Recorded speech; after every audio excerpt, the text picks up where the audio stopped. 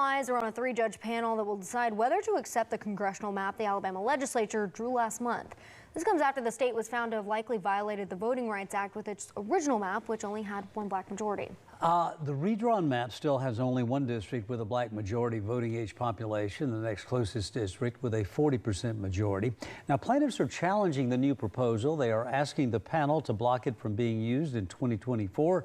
They want to order a new map to be redrawn by court-appointed experts. The state argues the court should reject the plaintiffs' arguments and finds the map is constitutionally valid and adheres to what the court ordered, which was a second district with a black majority or close to it.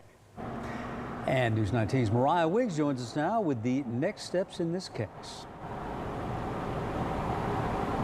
Good morning, Stephen, Lauren. It's a lot to handle, but the court is saying that its goal right now is to have this map question resolved by October 1st. And the state secretary's office says that it's going to give them enough time to prepare for 2024 elections. Alabama state primary elections are set to begin March 5th.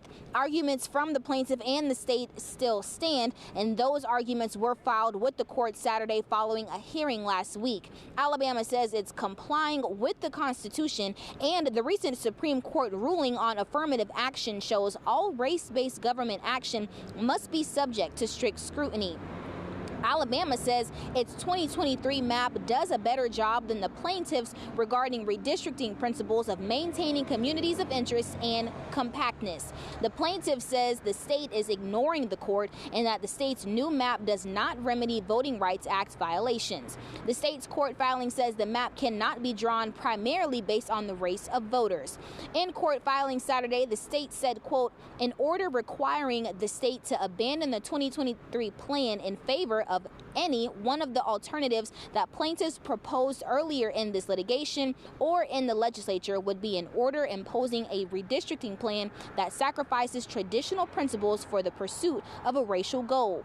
The plaintiff's court filing argues in part, quote, defendants' assertion of avoiding racial gerrymandering also lacks any substantive basis where the Supreme Court held that plaintiffs' illustrative maps were reasonably configured. Thus, the legislature could have drawn any number of opportunity districts that avoid racial gerrymandering concerns simply by referencing any of the plaintiff's 11 illustrative plans.